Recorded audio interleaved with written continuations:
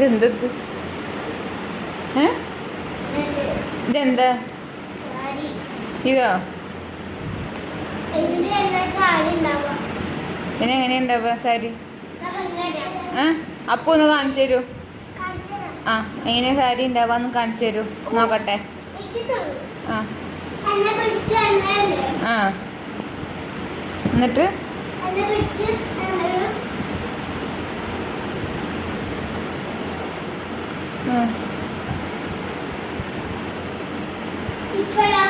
ഇതാണോ സാരി? ഇങ്ങനെയാണോ സാരി ചുറ്റാറ്?